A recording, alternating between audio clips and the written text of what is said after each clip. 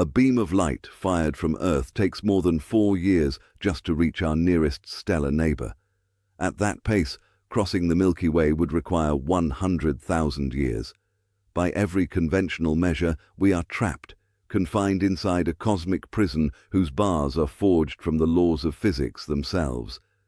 But what if those bars don't break? They bend. Scientists have uncovered a method that could propel spacecraft 10 times faster than light, transforming century-long journeys into voyages measured in decades. Warp bubbles are beginning to appear in laboratory equations. Gravitational waves may be concealing signatures that don't belong to nature alone, and the energy demands, once absurdly impossible, are rapidly falling into the realm of barely insane. If you're ready to witness a breakthrough that could redefine reality itself, hit that like button and subscribe, because what comes next may change our place in the universe forever. Let's begin. Our fastest spacecraft ever built, the Parker Solar Probe, screams through space at 190,000 miles per hour. Sounds impressive until you realize it would still take 70,000 years to reach the nearest star. That trip would begin during the last ice age and end in our distant future. Humanity is stuck in a speed trap we cannot escape with rockets alone.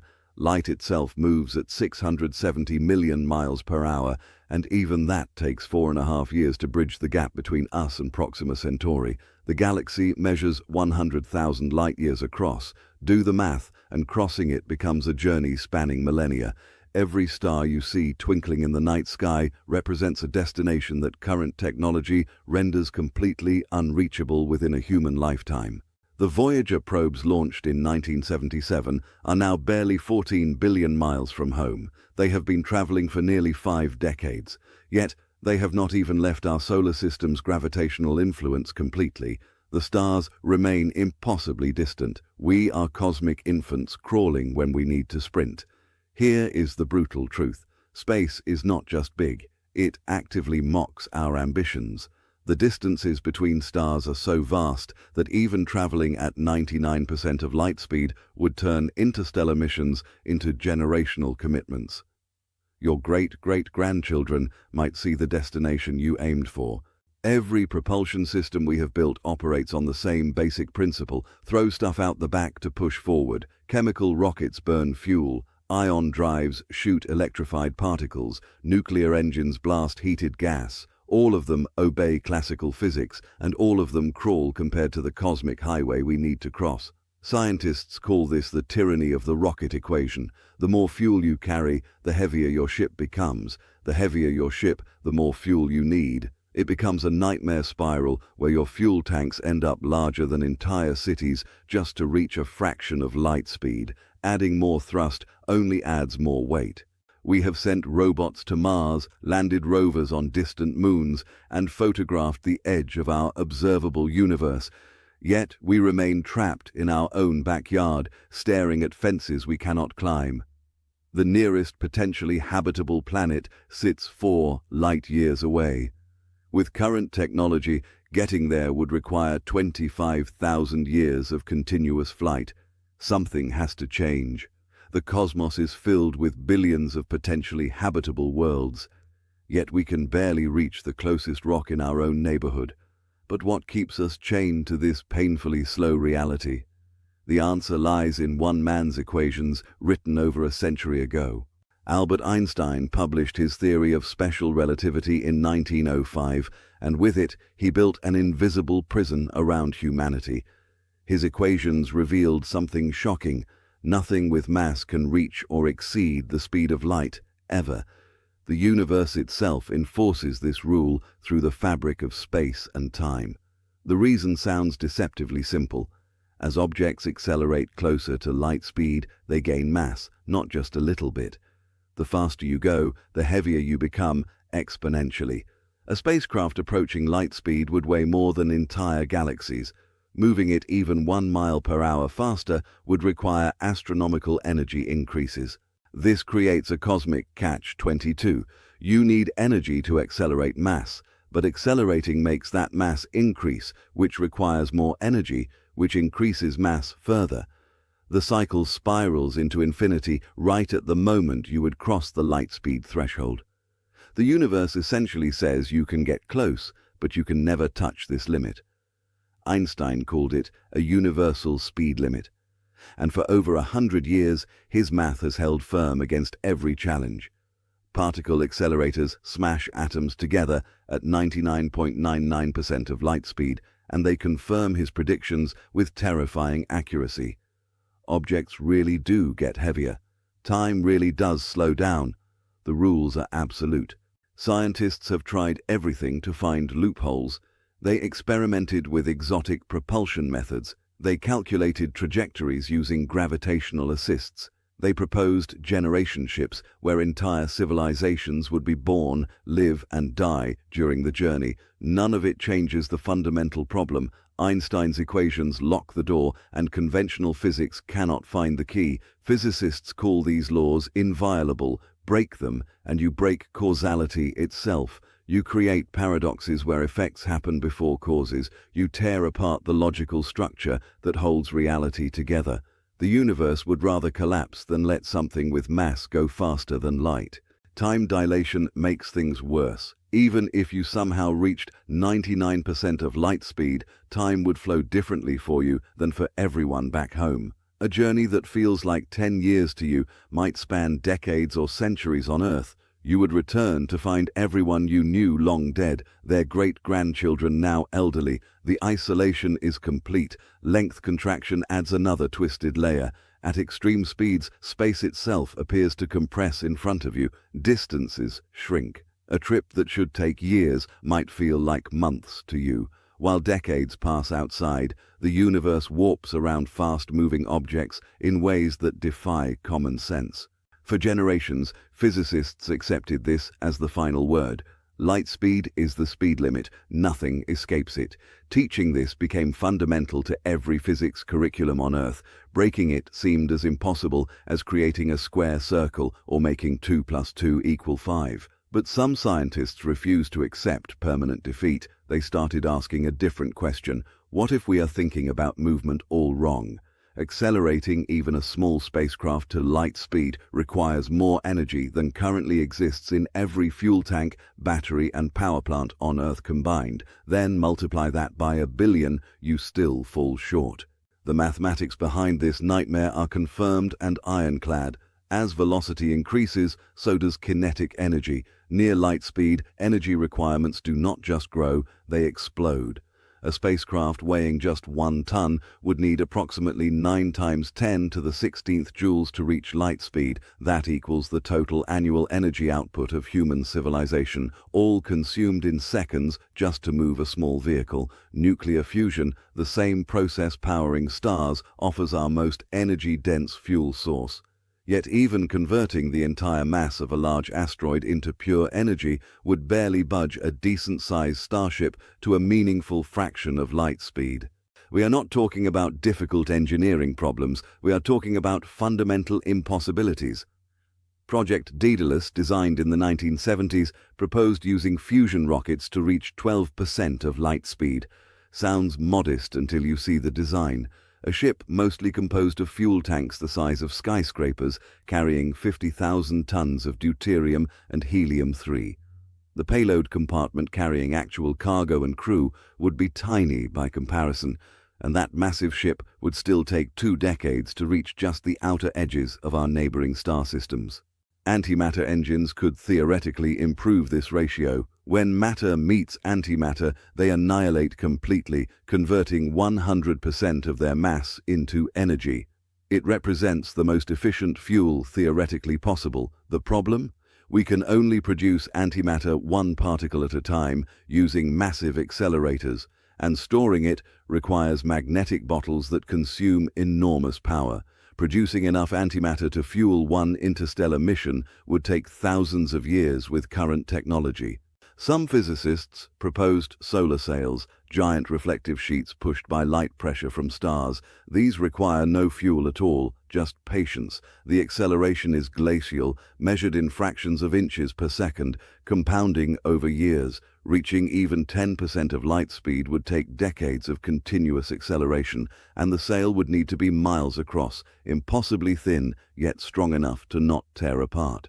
Every conventional propulsion method hits the same wall. The faster you want to go, the more fuel you need. The more fuel you carry, the heavier your ship becomes. The heavier your ship, the more energy you need to accelerate it. Engineers call this diminishing returns. Poets might call it cosmic mockery. Chemical rockets tap out at around 5 meters per second. Ion drives might reach 20 or 30. Nuclear thermal engines could potentially hit 50. Even the most optimistic fusion designs cap around 3,000 meters per second, still just 1% of light speed. We are throwing pebbles at a mountain, hoping to move it. The energy trap is not just about building bigger engines or finding better fuel. It represents a fundamental barrier written into the structure of reality itself. Einstein's equations ensure that reaching light speed with any massive object demands infinite energy. Infinite means impossible. No clever engineering, no breakthrough technology, no amount of determination changes that equation. Yet the trap only exists if you play by the old rules. What if movement itself is not what we think it is? Earth might be dying, and we have nowhere else to go. That cold fact keeps researchers awake at night because looking around our cosmic neighborhood reveals a grim truth. Every other planet in our solar system is a hostile wasteland. Mars, the closest candidate, is a frozen desert with temperatures dropping to negative 225 degrees Fahrenheit. Its atmosphere is 96% carbon dioxide and so thin that standing on the surface equals being 19 miles high in Earth's atmosphere. Your blood would literally boil in the low pressure.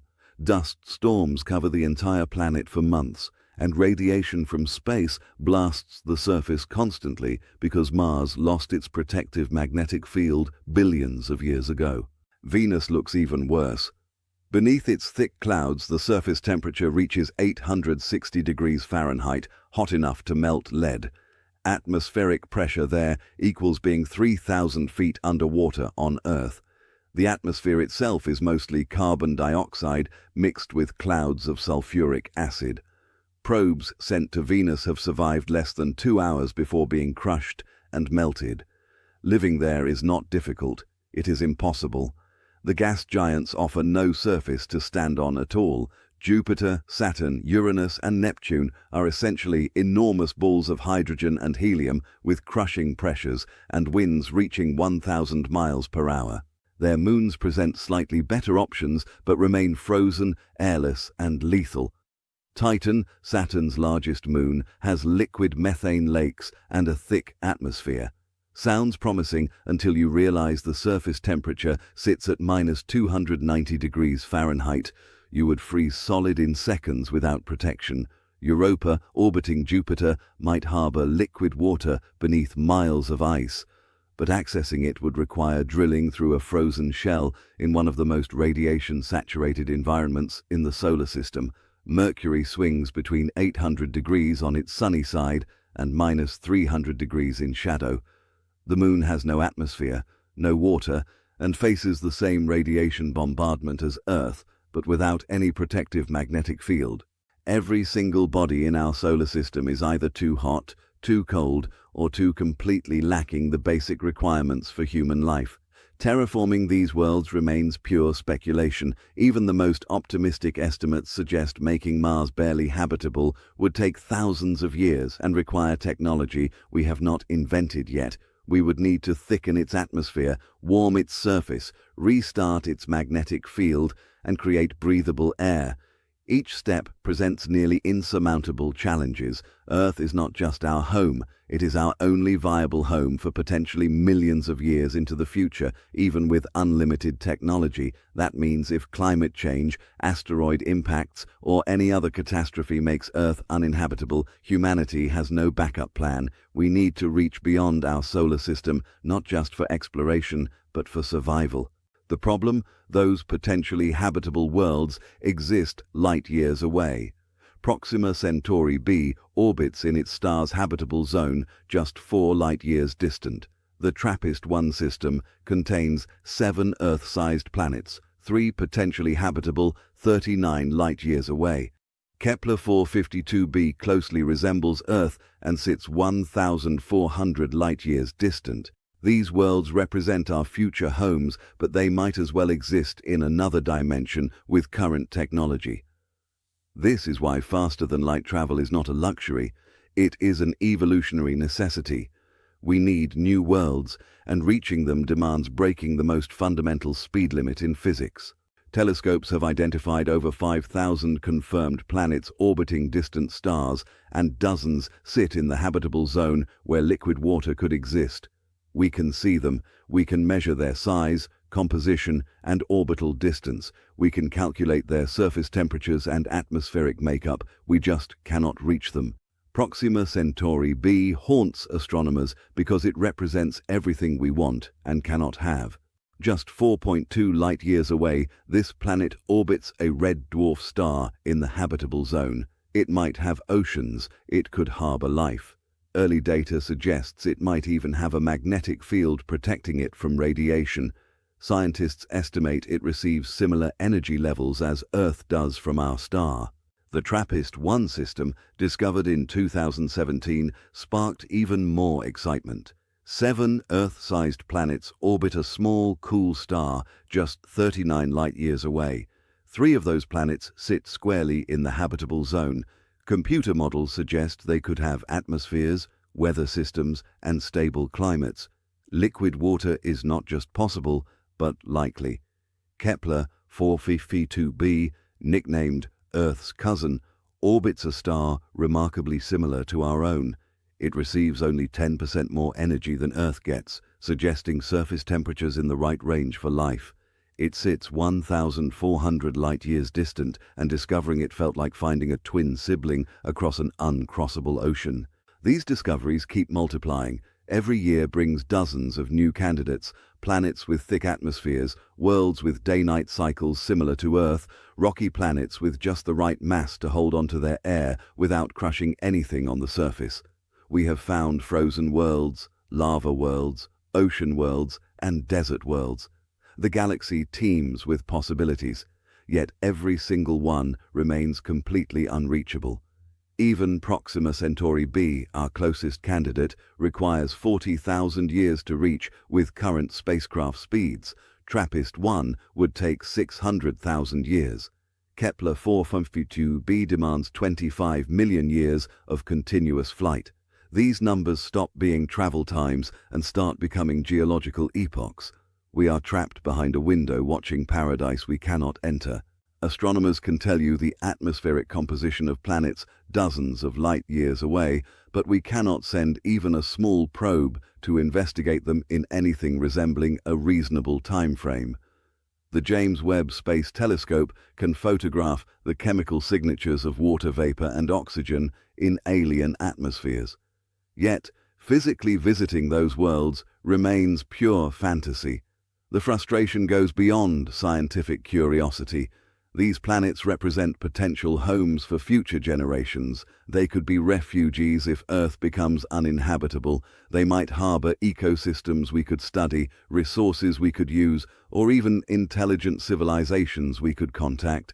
Everything we want to know, everything we need to reach, sits just beyond our grasp behind an insurmountable wall of distance and physics.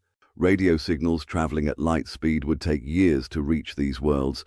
Even if we detected intelligent life today and sent a message, their reply would not arrive until decades later. A conversation would span generations. Physical travel seems impossible without a complete reimagining of how movement works, unless we stop trying to move through space and start moving space itself. Miguel Alcubierre was a graduate student obsessed with Star Trek when he decided to actually calculate whether warp drive could work in real physics. In 1994, he published a paper that made professional physicists do double takes because his math was not just creative, it was technically correct. The Alcubierre drive concept does not accelerate a spacecraft through space at all. Instead, it creates a bubble around the ship that warps space itself. Space contracts in front of the vessel and expands behind it, creating a wave that carries the bubble forward. The ship inside remains stationary relative to the space immediately around it, experiencing no acceleration forces whatsoever.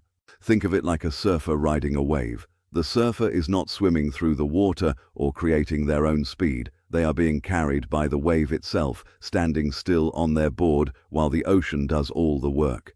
Alcubierre's equations described a spacecraft riding a wave through spacetime in exactly the same way. The brilliance comes from exploiting a loophole in Einstein's equations. Relativity says nothing with mass can move through space faster than light. Fine, but Einstein never said space itself cannot move faster than light. In fact, cosmologists know space expands faster than light at the edges of the observable universe. That expansion is how the universe grew from a tiny point to its current size in just under 14 billion years. If space can already break the speed limit, why not harness that property? Alcubierre's equations showed you could theoretically create negative energy density in front of a ship, causing space to contract there, while positive energy behind causes expansion. The bubble containing the ship gets propelled forward by this asymmetric space-time distortion. No thrust needed, no acceleration felt. The ship simply rides the wave. His paper sent shock waves through theoretical physics. For the first time, someone had described a faster-than-light travel mechanism using accepted general relativity equations. It was not speculative science fiction. It was peer-reviewed mathematics published in a legitimate physics journal. The method appeared technically legal according to the known laws of physics. Other scientists rushed to verify his calculations. They found the math held up. Spacetime could theoretically be warped in this way without violating causality or breaking relativity. The energy requirements, absolutely astronomical but technically finite. That represented a massive improvement over conventional propulsion, which requires literally infinite energy to reach light speed. The Alcubierre drive could theoretically reach any speed, 10 times light speed, 100 times, 1,000 times. The bubble is not moving through space, so relativistic effects like time dilation and length contraction do not apply. Crew members inside would experience normal time flow. They would not age slower than people back home. They would not see distances compress. Physics inside the bubble remains completely normal. Alcubierre himself admitted he never expected the concept to work mathematically. He was just a physics student playing with equations inspired by his favorite television show. Yet his recreational calculation accidentally revealed a genuine possibility hidden in the structure of space-time itself. Reality appeared to have a cheat code embedded in its operating system. Of course, actually building one presented complications that made the theory look almost easy by comparison, but the door was open. The impossible suddenly looked merely extremely difficult.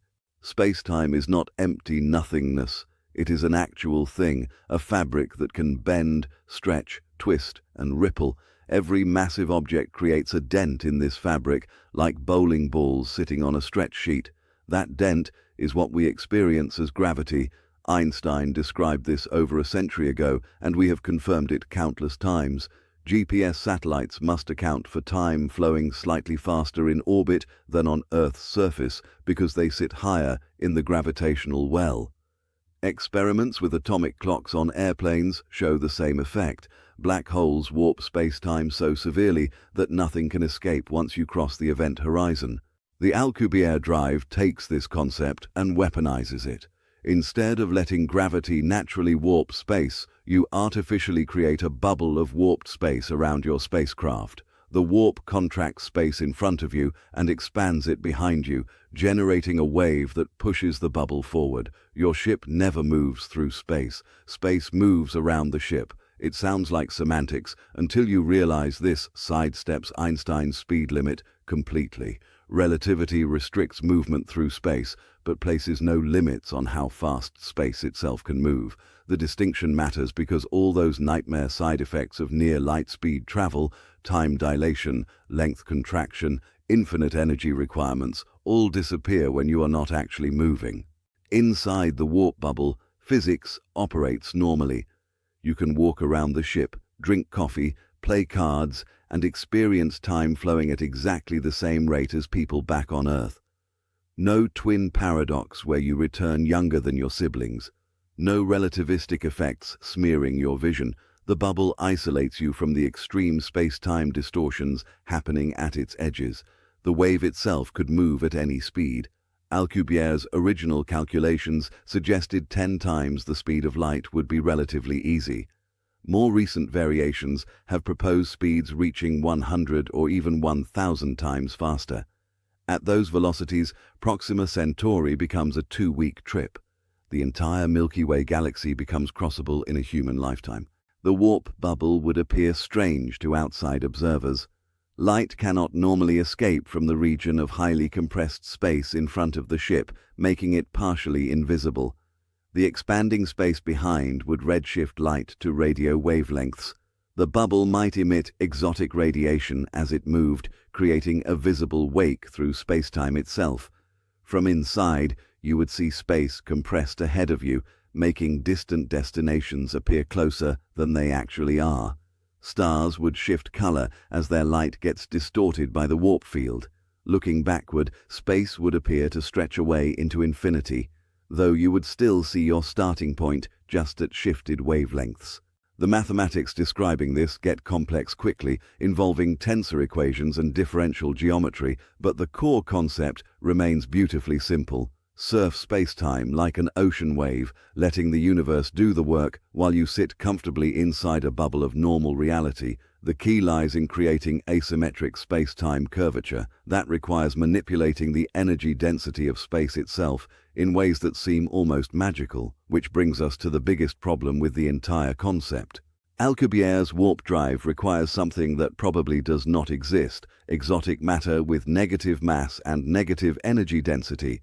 This is not antimatter, which annihilates regular matter in bursts of energy. This is something far stranger that repels instead of attracts, pushes instead of pulls, and makes gravity work backward. Normal matter curves space-time inward, creating the gravitational wells that hold planets in orbit and make apples fall from trees. Exotic matter would curve space-time outward, creating a gravitational hill that pushes things away. It represents the opposite of everything we know about how mass and energy behave in our universe. Does negative mass exist? We have never observed it directly. No one has ever measured it, created it, or found evidence of it occurring naturally anywhere in the cosmos. It remains entirely theoretical, a mathematical possibility that the equations of general relativity permit, but nature has apparently never bothered to manifest. The amount needed for a warp drive makes things worse. Alcubierre's original calculations suggested you would need negative mass equivalent to the total mass energy of Jupiter just to warp space around a small spacecraft. Jupiter weighs 300 times more than Earth. Converting that much normal matter into exotic matter, even if possible, would require energy expenditures dwarfing anything humanity could generate. Critics pounced on this requirement immediately. Sure, the math works, they said, the equations are valid, but demanding materials that do not exist makes the whole concept useless. You might as well design a perpetual motion machine that runs on unicorn tears. The physics checks out, but the ingredients are fantasy. Some researchers tried to find alternatives. Could you use intense electromagnetic fields to create negative energy density in a vacuum? Maybe quantum fluctuations could be manipulated to generate the required effect. Dark energy, the mysterious force accelerating the universe's expansion, exhibits some properties similar to negative pressure. Could we somehow harness or concentrate it? These questions generated decades of theoretical papers, but no practical answers. Creating sustained regions of negative energy density appeared to violate several fundamental principles, including quantum field theory's energy conditions. The universe seems to have built-in protections preventing large-scale negative energy concentrations, probably to avoid causality violations and other reality-breaking paradoxes. The Casimir effect offered a tiny glimmer of hope. When you place two uncharged metal plates extremely close together in a vacuum, quantum fluctuations between them create less energy density than in the surrounding space. That technically counts as negative relative energy density. Though the absolute value remains positive, the effect is measurable, confirmed, and absolutely real. Could this principle be scaled up? If you could create and manipulate Casimir-like effects on large scales, you might generate the space-time distortions needed for a warp bubble without requiring exotic matter at all. The energy would still need to come from somewhere, but at least you would be working with known physics rather than theoretical ghosts. This is where Harold White enters the story and where everything changes from pure theory to something approaching experimental physics. Dr. Harold White spent years researching propulsion physics at NASA's Johnson Space Center in Houston. His team operated a lab dedicated to investigating exotic propulsion concepts, the kind of fringe science that makes colleagues raise eyebrows but occasionally produces breakthrough discoveries. In 2011, White published new calculations suggesting the energy requirements for an Alcubierre drive might be dramatically lower than originally thought. His revised math showed that optimizing the shape of the warp bubble could reduce energy needs by several orders of magnitude. Instead of requiring Jupiter mass amounts of exotic matter, you might only need several hundred kilograms. Still exotic, still unavailable, but suddenly the concept shifted from physically impossible to merely incredibly difficult. Then, in 2021, something unexpected happened. White's team was studying the Casimir effect using specialized equipment designed to measure nanoscale forces between metal plates. They were not trying to create a warp bubble. They were investigating whether Casimir forces could be useful for spacecraft attitude control. Basic research, nothing revolutionary. During one experimental run, their sensors detected something bizarre, a measurable warp in spacetime at the nanometer scale. The readings matched theoretical predictions for what a tiny warp bubble would look like. They had accidentally created the exact space-time geometry that Alcubierre described, just at a scale millions of times smaller than needed for actual propulsion. White's team repeated the experiment multiple times. The effect remained consistent and measurable. They were not seeing instrument errors or quantum noise. They were observing actual, repeatable space-time distortion created by manipulating the Casimir effect. A warp bubble, microscopic but real, had appeared in a laboratory on Earth. The implications detonated through the propulsion physics community. Warp drive geometry was not just theoretical anymore. It could be created, measured, and studied experimentally. If you could make a nanoscale warp bubble, then scaling it up became an engineering challenge rather than a physics impossibility. Critics demanded verification. Other labs needed to reproduce the results before anyone could claim definitive proof. The equipment required is specialized and expensive, so independent confirmation takes time. Some physicists suggested alternative explanations for White's readings, maybe electromagnetic interference, maybe quantum effects being misinterpreted. Skepticism remains healthy in science, yet White's team had calibrated their instruments carefully, accounted for known sources of error, and documented everything meticulously. The data looked solid. More importantly, the effect appeared when theory predicted it should and vanished when conditions changed. That kind of correlation suggests real phenomena rather than measurement artifacts. NASA quietly increased funding for White's lab. Other government agencies took notice. Private aerospace companies started hiring propulsion physicists to investigate warp field generation. The race was on, not to build a warp drive immediately, but to understand whether scaling up from nano to macro was achievable. The exotic matter problem still loomed large. Even at reduced energy requirements, you still needed negative energy density to create asymmetric space-time curvature. White's experiments showed Casimir effects could produce warp-like geometry, but only at tiny scales with tiny amounts of energy manipulation. Going from nanometers to meters represented a billion-fold increase in scale. Still, the psychological barrier had shattered. Warp bubbles existed in reality, not just on paper. That changed everything. Suddenly, other research teams started dusting off old warp drive papers and looking for overlooked details. Maybe the answer was hiding in plain sight all along. The Casimir effect sounds like magic, but emerges from one of the weirdest confirmed facts about reality.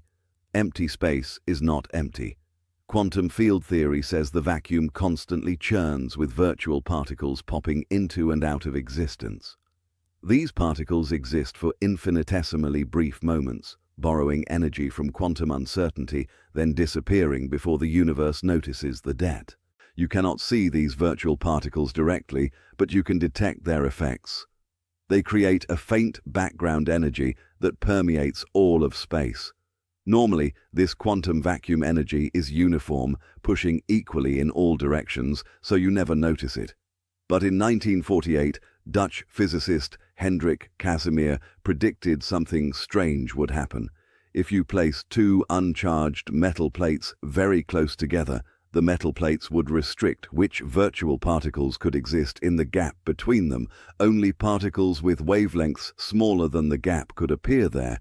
Outside the plates, all wavelengths of virtual particles could exist freely.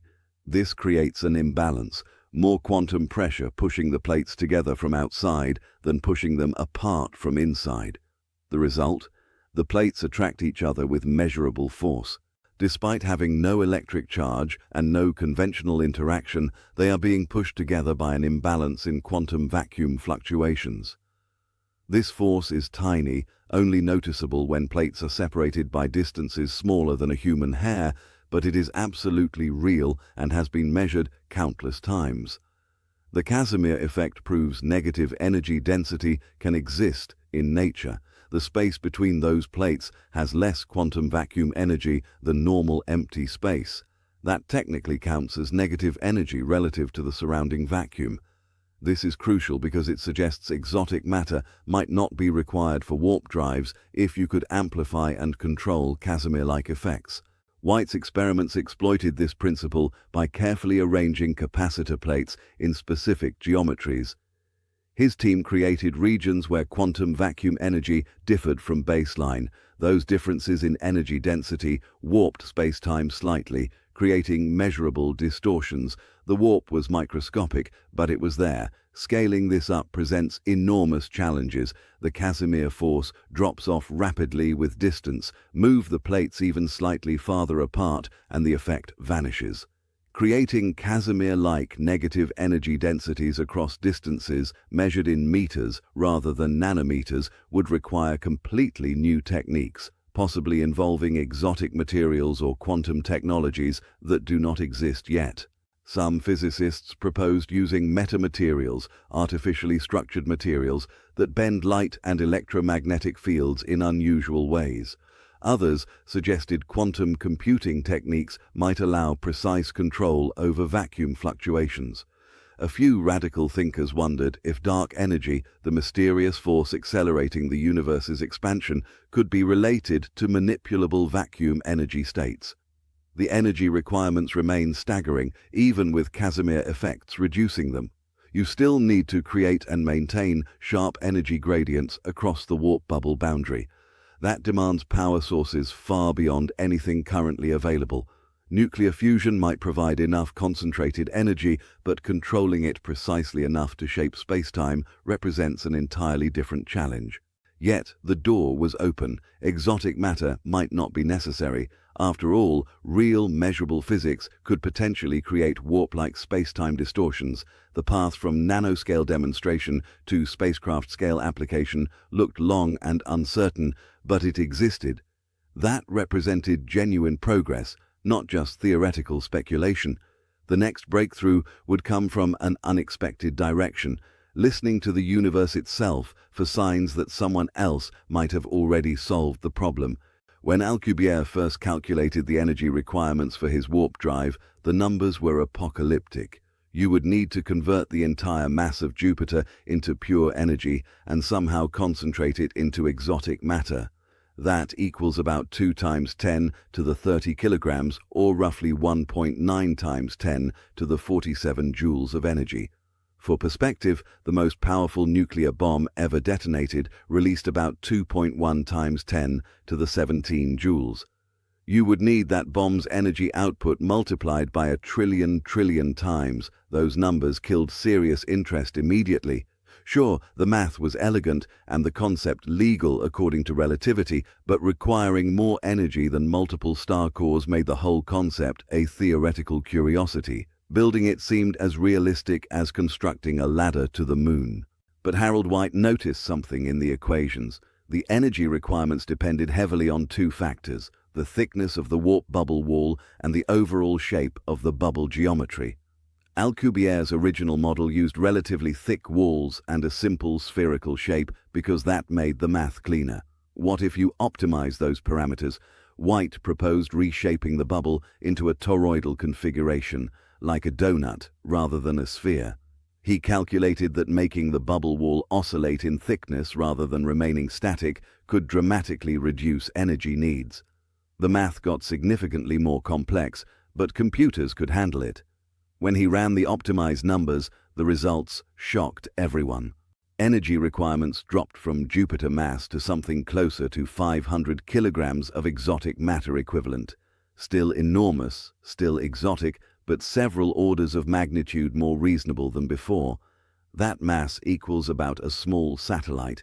You could theoretically fit it inside a spacecraft rather than needing a planet-sized energy source. Further refinements continued improving the outlook. Different research groups proposed various bubble geometries: elongated ellipsoids, figure-8 configurations, nested shells with different densities.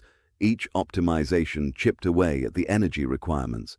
Some recent papers suggest you might only need several dozen kilograms of negative energy density if you get the geometry precisely right. These improvements happen purely through mathematical optimization, finding more efficient ways to warp spacetime that achieve the same propulsive effect with less energy input. It mirrors how engineers improved rocket efficiency over decades by refining nozzle shapes, fuel mixture ratios, and combustion chamber designs. The fundamental physics remained the same, but clever optimization extracted better performance. The really exciting development came when researchers realized you might not need sustained exotic matter at all. Some models suggest you could use ordinary energy to create temporary regions of negative energy density through quantum effects, maintaining them just long enough to generate thrust, then letting them collapse and recreating them. Think of it like internal combustion engines that burn fuel in pulses rather than continuous combustion. This pulsed warp drive concept could theoretically run on advanced fusion reactors or antimatter annihilation without requiring exotic matter storage. You would need exotic effects, but only transiently and in controlled ways. That shifts the challenge from material science to precision engineering. Could these optimizations really work? The mathematics appears sound, confirmed by multiple independent physicists. But math only tells you what might be possible according to known laws. Whether reality cooperates with these theoretical models remains unproven until someone builds working hardware. Still, dropping energy requirements from Jupiter mass to satellite mass represents genuine progress. It moved warp drives from impossible to merely extraordinarily difficult. Sometimes that distinction makes all the difference, and other research teams were approaching the problem from an entirely different angle. Brazilian physicist José Natario looked at Alcubierre's equations and saw room for improvement. In 2002, he published an alternative warp drive model using different geometric tricks to achieve similar results.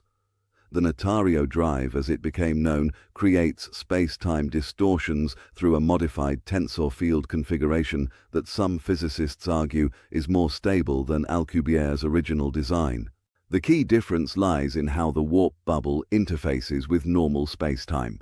Alcubierre's model creates sharp discontinuities at the bubble boundary, where space abruptly transitions from compressed to normal to expanded states. Those sharp boundaries require intense energy concentrations and might generate problematic radiation or gravitational effects. Natario smoothed out those transitions. His model distributes the spacetime distortion more gradually across a larger volume, reducing the peak energy densities required at any single point.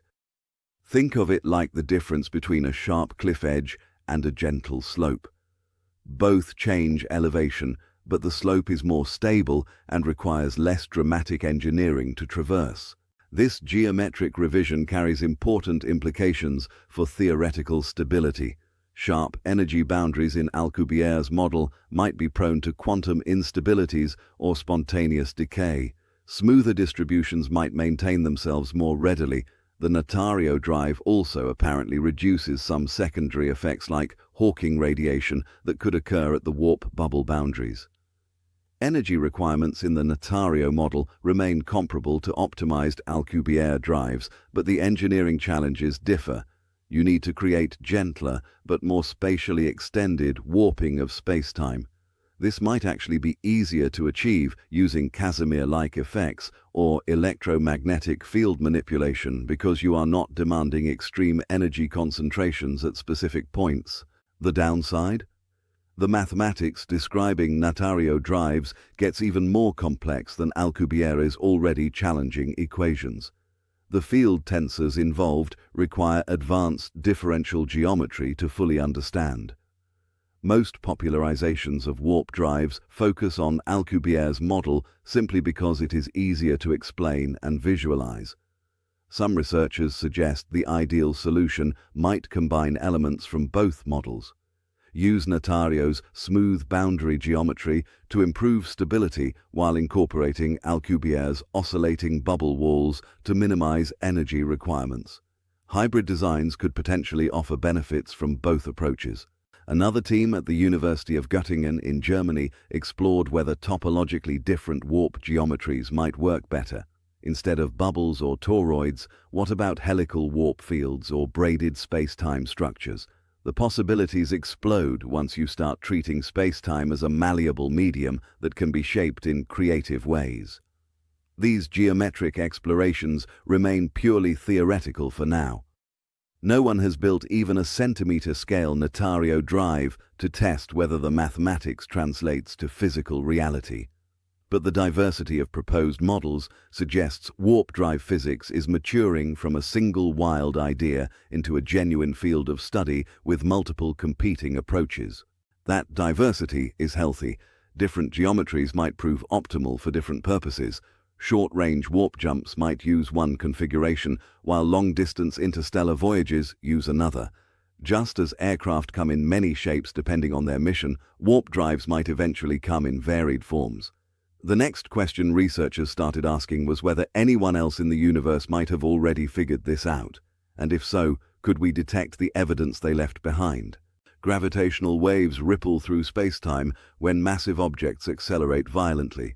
Colliding black holes, merging neutron stars, and supernovae all broadcast these ripples across the cosmos at light speed. We can now detect them using observatories like LIGO and Virgo, which measure spacetime distortions smaller than a proton's diameter.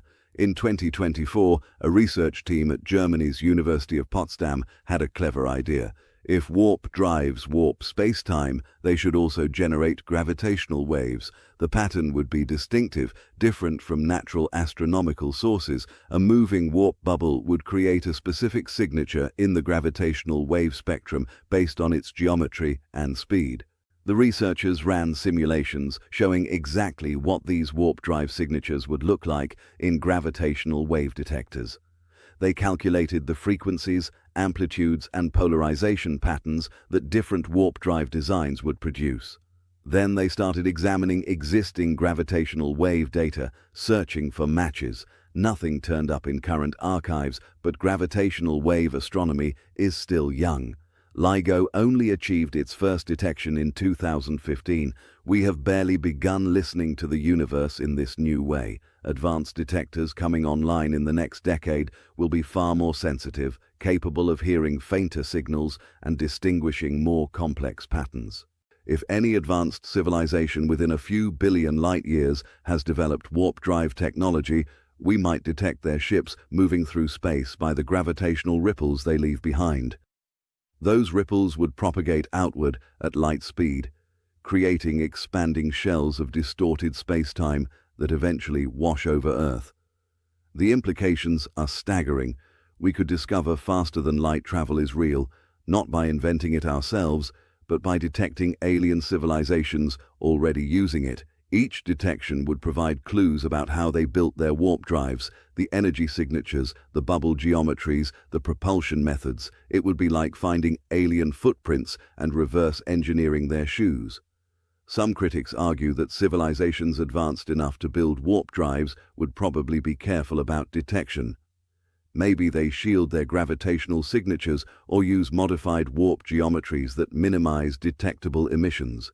Perhaps they avoid traveling through populated regions of the galaxy at warp speed to prevent accidentally revealing themselves, but even careful civilizations might leave occasional traces. A single unshielded warp jump, an emergency maneuver, or simply an old, primitive warp drive from their early development could produce detectable signals. We only need to observe one clear example to prove the concept works in physical reality. The search expands beyond just gravitational waves. Warp bubbles moving at extreme speeds through interstellar gas and dust should create shock waves and radiation signatures.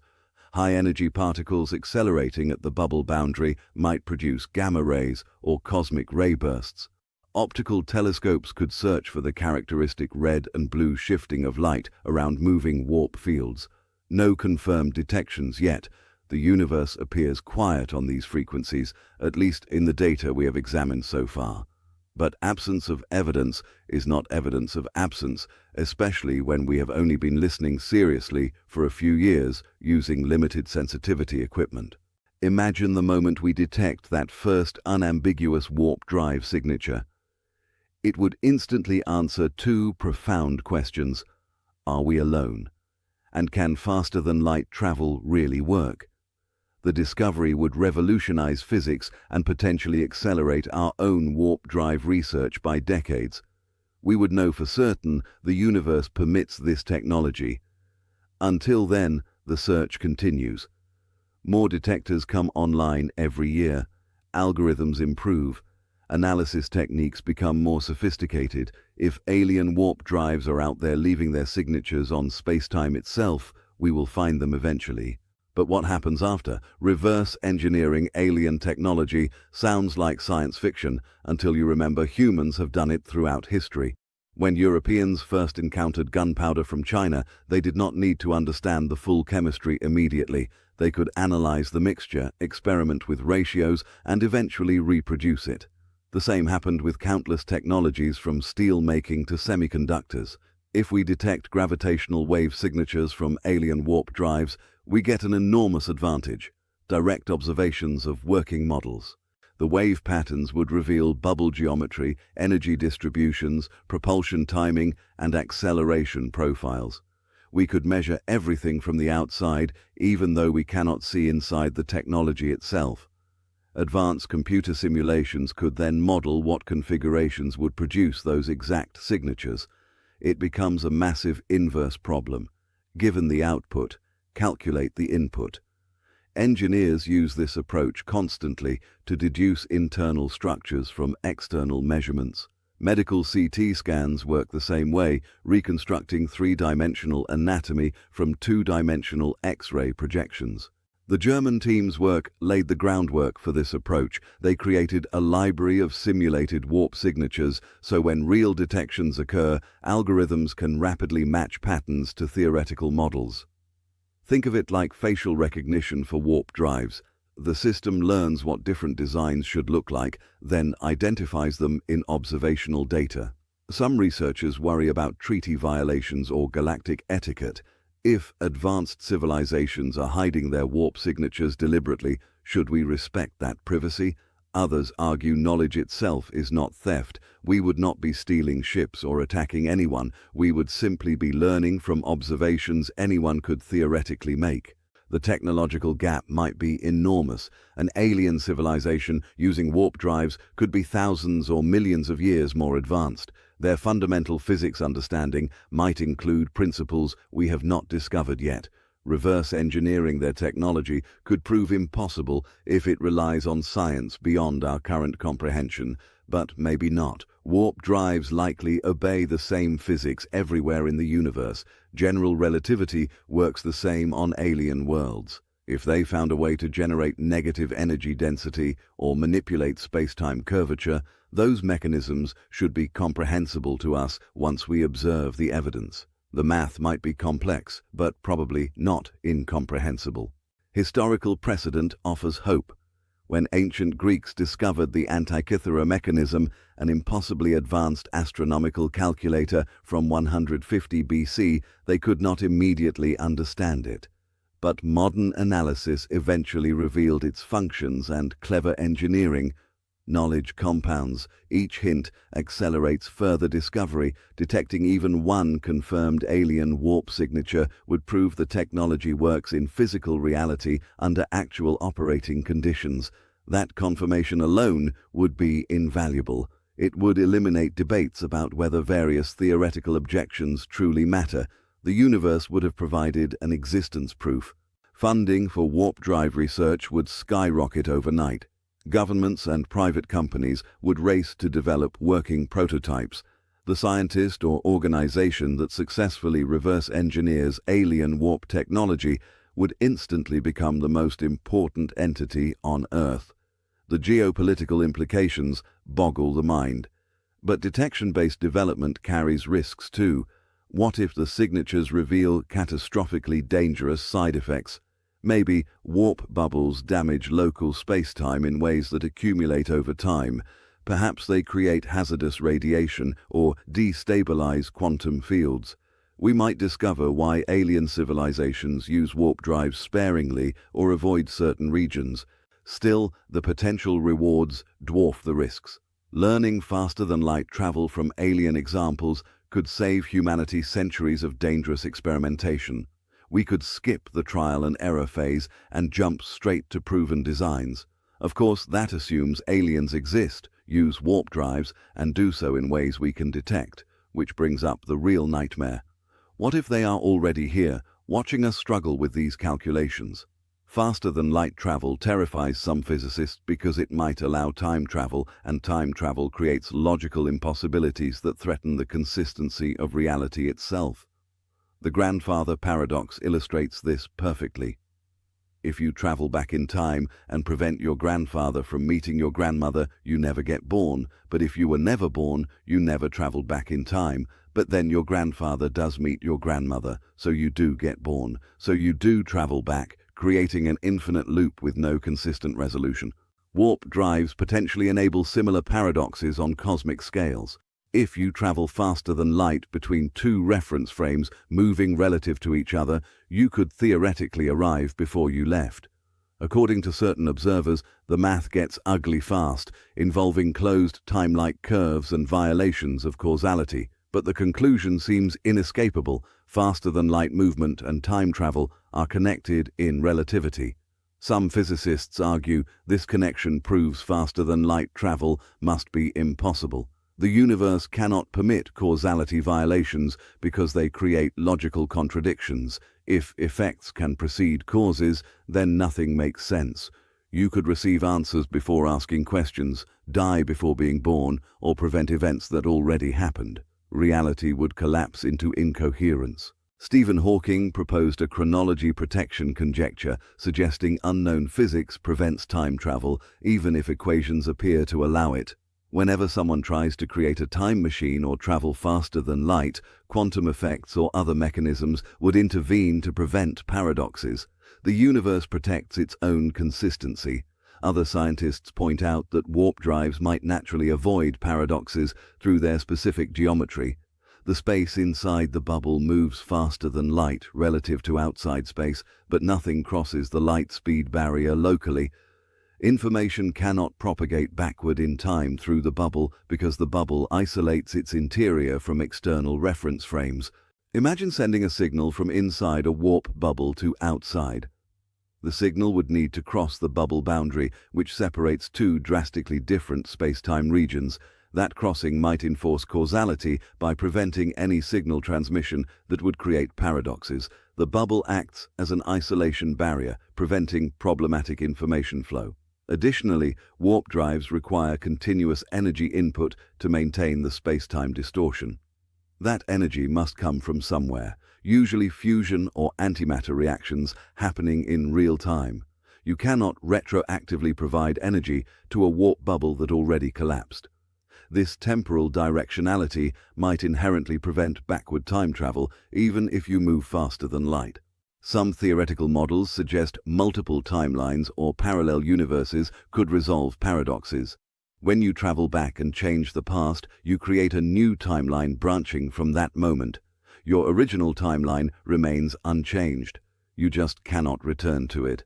This many worlds interpretation eliminates logical contradictions at the cost of introducing infinite parallel realities. Quantum mechanics already implies something similar through measurement and entanglement. The universe might naturally split into parallel branches at every decision point, with warp travel simply making those branches accessible. You would not change your own past. You would visit parallel versions where events unfolded differently. None of this is confirmed, though. We are speculating about hypothetical technologies that do not exist yet, using incomplete theories to predict their behavior. The honest answer is, we do not know whether faster-than-light travel creates paradoxes because we have never achieved it. The universe might have protection mechanisms we have not imagined. What remains certain is that building a working warp drive would immediately illuminate these questions. Either paradoxes emerge and we learn new physics explaining them, or they do not emerge and we learn causality protection is built into spacetime. Either outcome represents a revolutionary discovery. The fear of paradoxes should not halt research. Scientists have ethical obligations to proceed carefully, but also to pursue knowledge about what reality permits. If warp drives ultimately prove impossible due to causality protection, that itself would be a profound insight into the structure of the cosmos. Time dilation at high velocities creates one of the cruelest aspects of near-light-speed travel using conventional propulsion. Einstein's equations predict that time flows slower for rapidly moving objects compared to stationary observers. The faster you go, the more pronounced the effect becomes. At 99% of light speed, time passes 7 times slower for you than for people on Earth. This means a 10-year journey from your perspective equals 70 years back home. You return barely aged to find your friends and family elderly or dead, your children now older than you, society transformed beyond recognition. The isolation is profound and irreversible. You become unstuck in time, living a paradoxical existence where personal and external clocks no longer synchronize. The twin paradox demonstrates this dramatically. Identical twins separate, one traveling at high speed while the other remains on Earth. When the traveling twin returns, they are younger. Their biological age, measured in heartbeats and cellular divisions, genuinely differs from their sibling. This is not an illusion or trick of perception. Time actually flows at different rates. Particle accelerators confirm this constantly. Unstable particles that should decay in microseconds last measurably longer when accelerated to 99% of light speed. Their internal clocks slow down. The universe does not care that this seems bizarre. The math works. The predictions match observations, and reality enforces these rules ruthlessly. For any interstellar mission using conventional propulsion, this temporal disconnect becomes unavoidable. A journey to a star 50 light-years away might take 100 years by Earth clocks, even at very high speeds. Travelers experience less time, perhaps 20 years if moving fast enough, but everyone they knew on Earth still ages the full century. Generation ships avoid this problem by accepting it. Multiple generations live and die during the voyage, so time dilation becomes irrelevant, but that creates different nightmares. Maintaining social stability for centuries, preserving mission focus across generations who never chose this fate, preventing technological and cultural drift that might make returning to Earth impossible. Warp drives elegantly sidestep this entire horror because the ship inside a warp bubble is not actually moving through space at relativistic speeds. Time dilation does not apply. The bubble moves, carrying normal spacetime with it. Inside, time flows at exactly the same rate as on Earth. You could travel to Proxima Centauri in weeks, return home, and find only weeks have passed everywhere. This represents one of warp drive's biggest advantages beyond simple speed. You maintain temporal connection with home. You can leave for years, knowing you will return to the same era. Your relationships remain intact. Your knowledge stays relevant. You do not become a temporal refugee displaced from your own time. Crew members would experience normal time flow, aging naturally during the journey. No suspended animation needed, no generational planning, no psychological trauma from temporal disconnect. The mission timeline would be measured in human lifetimes rather than civilizational epochs. This also makes warp travel economically viable. A corporation funding an interstellar mining operation needs results within investment horizons measured in decades, not centuries. Governments planning colonization efforts cannot wait generations for feedback. Warp drives enable interstellar activity to operate on timescales that make sense for human institutions and motivations. The lack of time dilation also avoids causality problems. When time flows consistently everywhere, cause and effect maintain proper order. You cannot exploit relativistic time differences to create paradoxes or send information backward through time by clever routing between reference frames.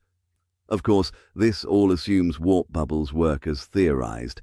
If they have unexpected side effects on temporal flow, all bets are off. But according to current models, warp travel appears to offer truly fast transportation without the temporal baggage that makes relativistic travel so psychologically and socially problematic. Escaping time dilation alone makes warp drives worth pursuing, even if speeds only matched conventional propulsion. But there is another nightmare that warp drives avoid, one even more immediately lethal. Accelerating a human body to extreme speeds using conventional propulsion would kill you long before reaching relativistic velocities. The forces involved are simply too intense for biological tissue to survive. Astronauts experience about 3 times Earth's gravity during rocket launches. Pressed into their seats with triple their normal weight, fighter pilots can briefly withstand up to 9 times Earth's gravity during extreme maneuvers before losing consciousness.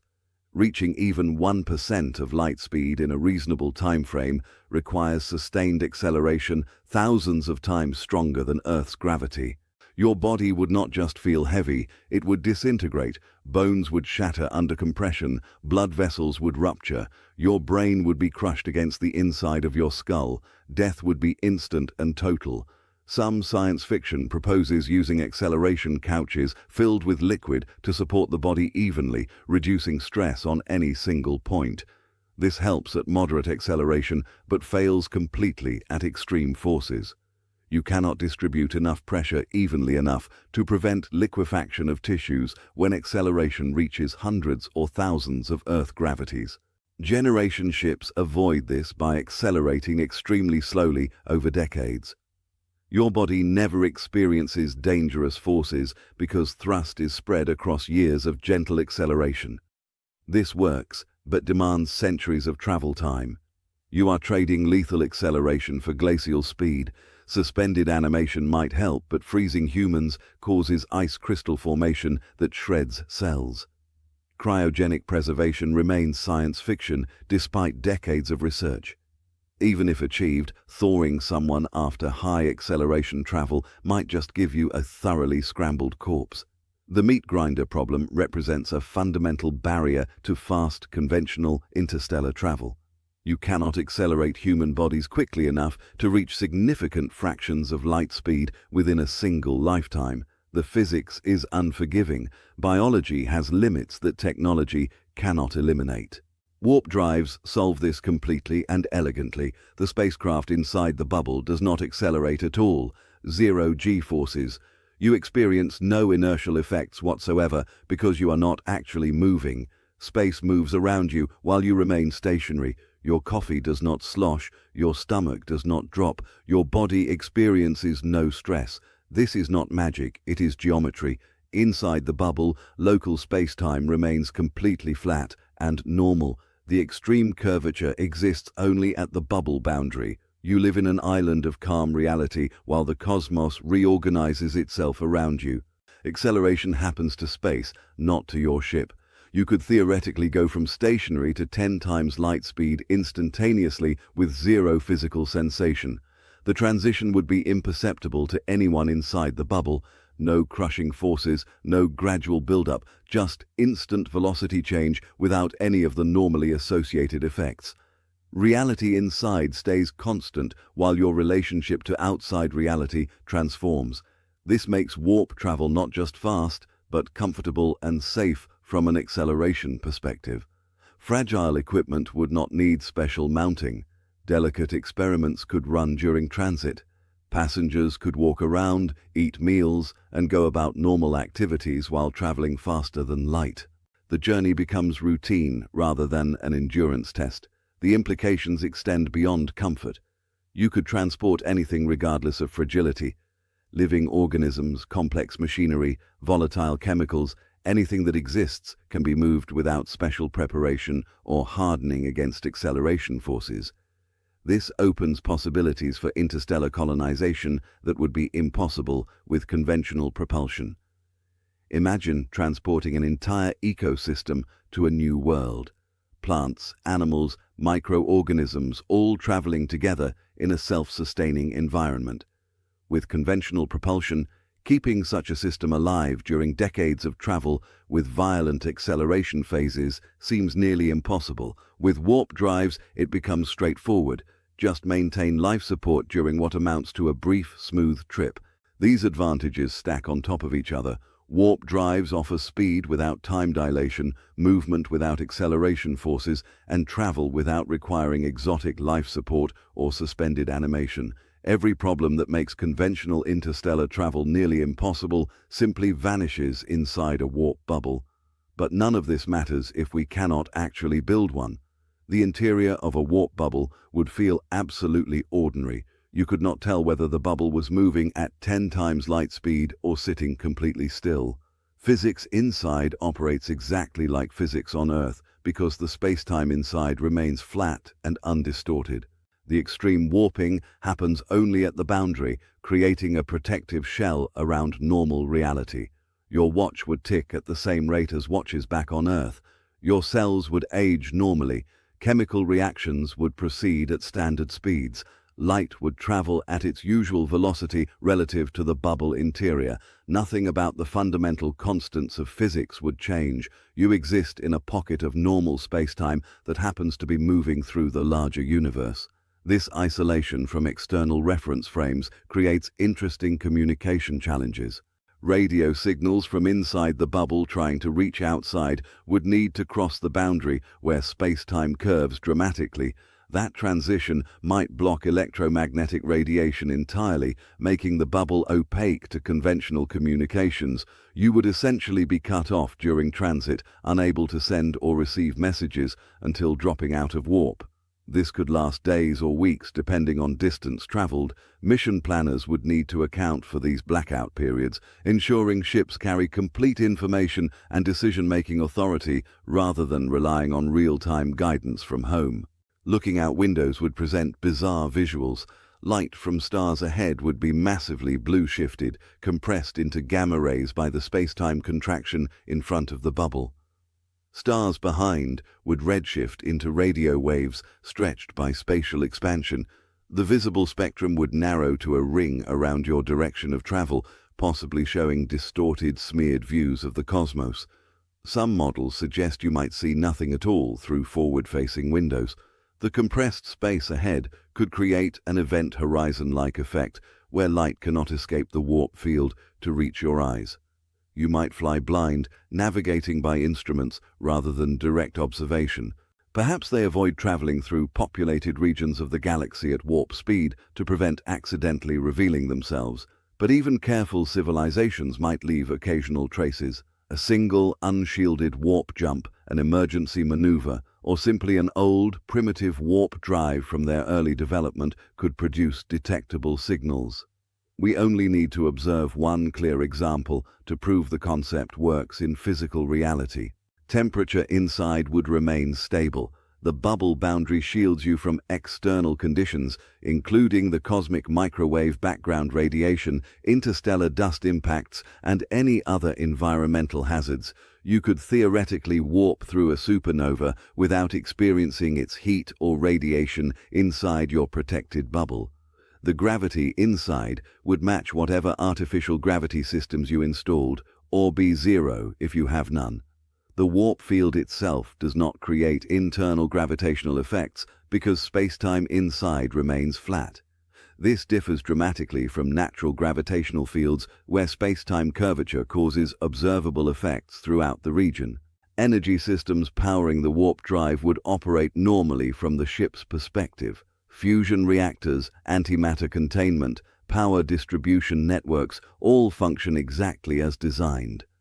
The exotic physics requirements exist only at the boundary where spacetime transitions from normal to warped states. Crew psychology might be the biggest challenge. Being isolated in a bubble of normal physics while the universe restructures around you could feel profoundly unnerving. Some astronauts might experience existential anxiety from knowing they exist in a tiny pocket of reality insulated from the larger cosmos. Others might find it comforting, a safe haven in the vast strangeness of space. Training would emphasize maintaining routines and psychological stability during what amounts to sensory deprivation from the external universe. The journey might be brief in duration, but the experience of being fundamentally disconnected from normal spacetime could challenge mental health in unexpected ways. Still, compared to spending decades in a conventional spacecraft slowly crawling between stars while aging differently than everyone you know, a few weeks in a comfortable warp bubble seems vastly preferable. The psychological challenges are manageable. The physics advantages are revolutionary, if we can build it, which brings us to who might already be trying.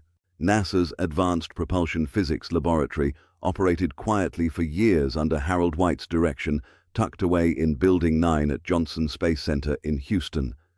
The official mission sounded mundane: study exotic propulsion concepts for potential future applications. The unofficial reality involved active warp drive research funded through carefully worded budget requests. White's team built specialized equipment to measure nanoscale space-time distortions. They experimented with different capacitor configurations, trying to amplify Casimir effects. They ran simulations exploring optimal warp bubble geometries. The work proceeded carefully, methodically, always with plausible scientific cover stories for anyone asking uncomfortable questions. Then came the 2021 announcement about detecting warp bubble signatures in the lab. Suddenly, the work was not so quiet anymore. Media coverage forced NASA to either disavow the research or acknowledge its legitimacy. They chose a middle path, confirming the research exists while emphasizing its extremely preliminary nature and decades-long timeline to potential applications. Behind closed doors, funding reportedly increased. More physicists joined the team. Equipment orders expanded. The lab that barely existed officially now had multiple research tracks running simultaneously. One focused on understanding the Casimir effect better. Another explored metamaterials that might manipulate vacuum energy. A third investigated whether quantum entanglement could play a role in space-time warping. Other NASA centers got involved. Glenn Research Center in Ohio has propulsion expertise. Jet Propulsion Laboratory in California brings advanced engineering capabilities. Ames Research Center contributes computational modeling resources. The research network quietly expanded across multiple facilities, each working on different pieces of the larger puzzle. Government classification adds murky layers. Some warp drive research likely proceeds behind security clearances, invisible to public oversight. If breakthrough discoveries occur in classified programs, we might not learn about them for years or decades. Military applications of faster-than-light travel are obvious enough that defense agencies certainly fund their own parallel research. The Department of Energy probably participates, given the extreme energy requirements involved. Their national laboratories have expertise in plasma physics, fusion reactions, and high-energy particle interactions. If exotic matter generation proves possible, DOE facilities would be best positioned to attempt it. International collaboration remains limited by security concerns. NASA shares some basic research results with allied space agencies, but anything approaching practical applications gets locked down. No one wants to hand potential adversaries a massive technological advantage. The first nation to achieve working warp drive would dominate both space exploration and potentially warfare. This creates an unfortunate secrecy around research that humanity as a whole might benefit from sharing. Scientists at institutions worldwide probably duplicate efforts, each struggling with similar problems that collaborative work could solve faster, but geopolitical realities prevent open cooperation on anything militarily sensitive. Insiders occasionally leak hints. Conference presentations mention unexplained anomalies in propulsion experiments. Patent applications describe exotic spacetime manipulation techniques using vague language. Researchers give talks that carefully dance around classified details while signaling that more is happening than public statements admit. How close is NASA really to a working prototype? Publicly, they maintain that practical warp drives remain far future speculation, possibly achievable in 50 to 100 years with sustained research. Privately, some researchers suggest breakthroughs could come much sooner if critical problems get solved. The gap between those timelines might hide classified progress or simply reflect the difference between conservative official estimates and optimistic scientific hope. What seems certain is that serious, well-funded research continues at multiple government facilities using increasingly sophisticated equipment and techniques. Warp drives transitioned from science fiction to legitimate, government-funded physics research. That represents enormous progress regardless of how far from practical applications we currently stand.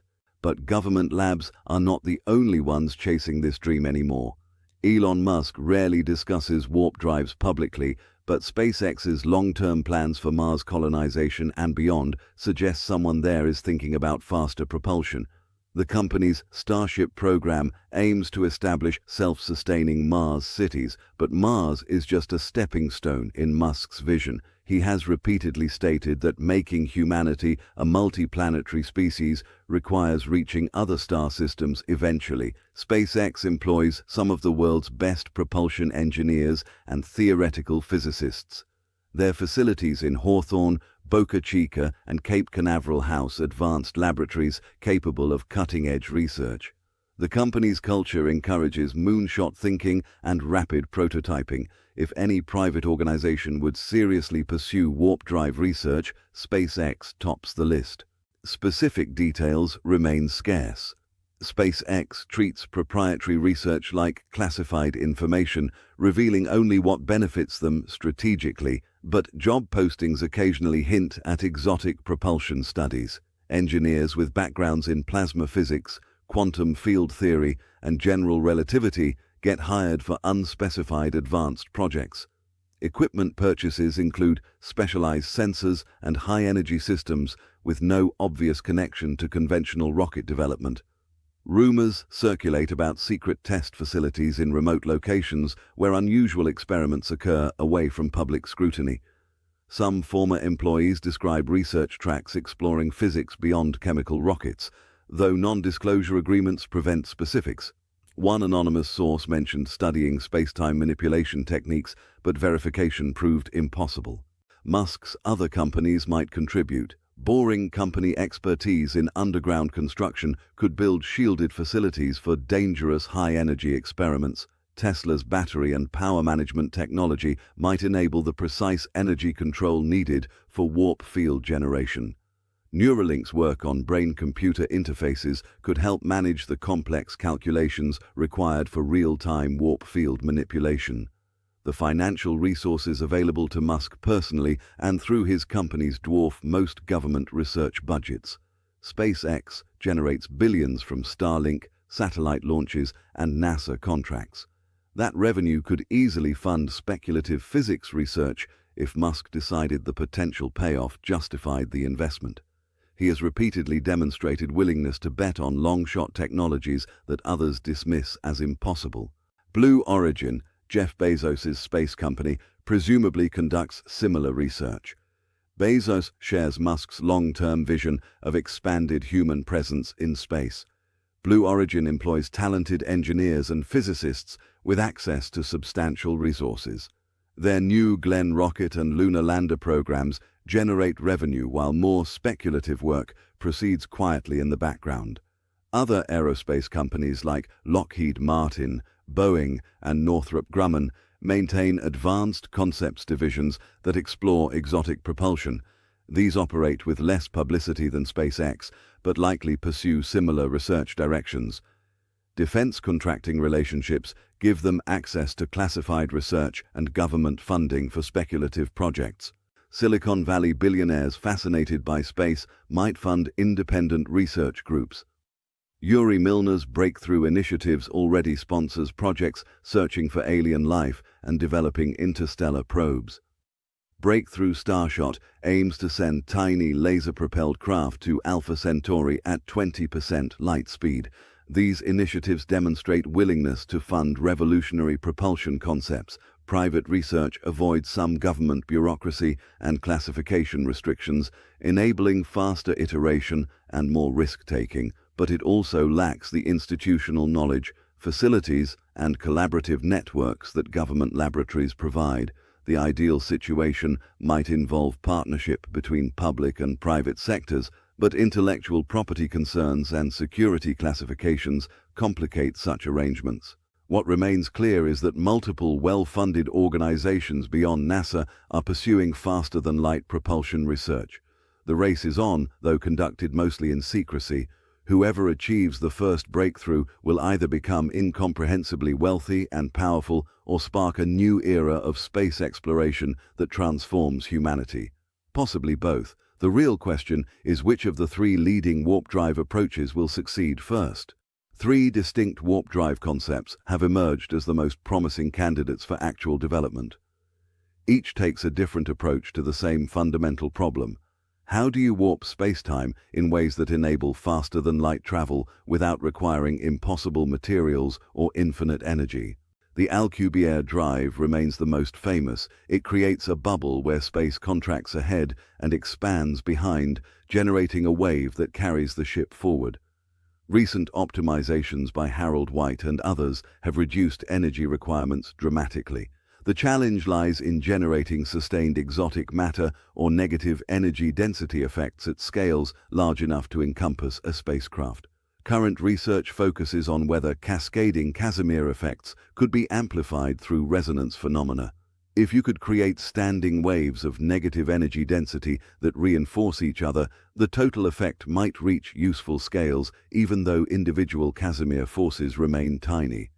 Think of it like how opera singers can shatter wine glasses through acoustic resonance, amplifying small vibrations into destructive forces. The Notario drive offers improved stability through smoother space-time distortions instead of sharp boundaries requiring intense energy concentrations. It distributes warping across larger volumes. This might be achievable using carefully shaped electromagnetic fields or plasma configurations that create the right energy density gradients without requiring exotic matter at all. Researchers at several universities are exploring whether toroidal plasma containment systems, like miniature fusion reactors, could generate Notario-style warp fields as a side effect. The plasma itself would provide the energy density variations needed to curve spacetime, though controlling it precisely enough remains extremely difficult. A third approach, less publicized but potentially revolutionary, involves exploiting dark energy directly. Dark energy constitutes 70% of the universe's total energy density and exhibits negative pressure properties similar to what warp drives require.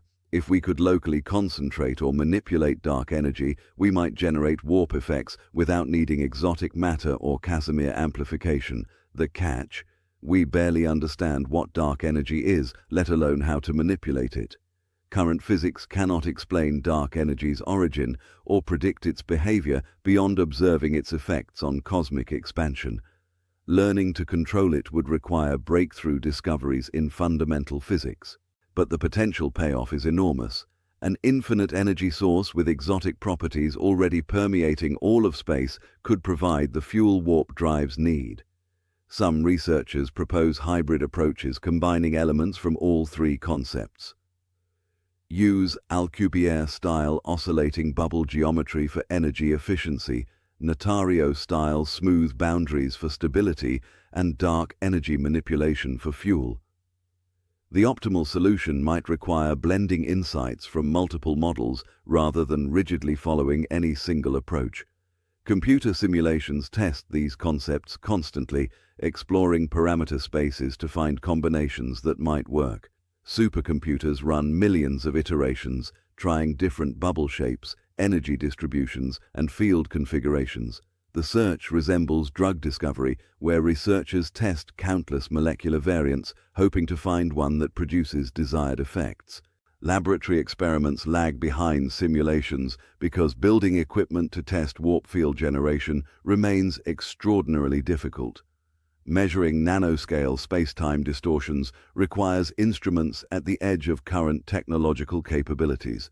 Scaling up to even millimeter-scale effects would need entirely new apparatus that does not exist yet. Progress happens incrementally. Each laboratory success, even tiny ones, validates pieces of the theory and suggests paths forward. Each simulation identifies parameter ranges worth exploring or dead ends to avoid. The field slowly advances from pure speculation toward engineering reality. No one knows which approach will succeed first or whether some completely different concept will unexpectedly work better. The race between competing designs drives innovation as research groups pursue different strategies, hoping theirs proves optimal. This competitive diversity increases the chances that someone, somewhere, will find a configuration that actually functions. But all these approaches face the same underlying challenge. Manipulating the structure of spacetime itself requires understanding physics at a deeper level than we currently possess. Classical physics described the universe as clockwork. Particles had definite positions and velocities. Forces acted predictably according to clear mathematical laws. Everything was, in principle, calculable and deterministic. If you knew the initial conditions perfectly, you could predict the future with complete accuracy. This worldview dominated science for centuries. Quantum mechanics shattered that comfortable certainty. At microscopic scales, particles exist in fuzzy probability clouds rather than precise locations. They behave like waves and particles simultaneously. Measuring one property makes other properties fundamentally uncertain. The universe operates on probability and randomness rather than clockwork precision. Even stranger, quantum mechanics revealed that empty space is not empty. Virtual particles constantly pop into and out of existence everywhere, borrowing energy from quantum uncertainty and paying it back before the universe notices. This churning quantum foam underlies all of reality, creating effects we can measure even though the particles themselves remain invisible. The Casimir effect proves this directly. Those metal plates attracting each other in apparent defiance of classical physics are being pushed together by imbalances in quantum vacuum fluctuations. The universe's microscopic reality does not follow the intuitive rules that govern our everyday experience. Weirdness is fundamental, not exceptional. Warp drives exploit this quantum weirdness. They rely on manipulating quantum vacuum energy to create regions of negative energy density. This requires understanding and controlling quantum phenomena at scales and intensities far beyond current capabilities. We need to make quantum effects macroscopic and sustained rather than microscopic and transient. Quantum field theory provides the mathematical framework, but applying it to practical engineering remains largely aspirational. The calculations become impossibly complex when dealing with curved spacetime and strong gravitational fields. Physicists can write the equations but cannot solve them for realistic scenarios. Supercomputers help, but still fall short of modeling full warp drive dynamics quantum mechanically. This gap between theory and practice represents one of the biggest obstacles to warp drive development. We know quantum effects must be involved. We understand some relevant principles, but we lack the computational tools and physical intuition to design systems that actually work. It resembles trying to build computers in the 1800s. The basic physics is there, but the engineering knowledge remains centuries away. Recent developments in quantum computing might help. Quantum computers exploit the same weird properties that make quantum mechanics so counterintuitive. They could potentially simulate quantum vacuum effects and space-time curvature more efficiently than classical computers. If quantum computers can model warp field dynamics accurately, they might identify configurations that classical analysis misses. Quantum entanglement adds another intriguing possibility. Entangled particles influence each other instantaneously across any distance, apparently violating the speed of light limit. Einstein called this spooky action at a distance and found it deeply troubling. Modern experiments confirm it happens, though careful analysis shows no information actually travels faster than light through entanglement. Could entanglement play a role in warp drives? Some speculative theories suggest entangled quantum states spanning the warp bubble boundary might enable information transfer between inside and outside, despite the space-time distortion. Others propose using entanglement to coordinate quantum vacuum manipulations across large volumes, creating coherent warp fields. These ideas remain highly speculative, bordering on science fiction, but quantum mechanics has repeatedly proven that reality operates on stranger principles than common sense suggests. Dismissing ideas just because they sound impossible has historically been a mistake when dealing with quantum phenomena. The transition from classical to quantum thinking represents a philosophical shift as much as a scientific one. We must accept that the universe fundamentally operates according to probabilistic rules we cannot visualize intuitively.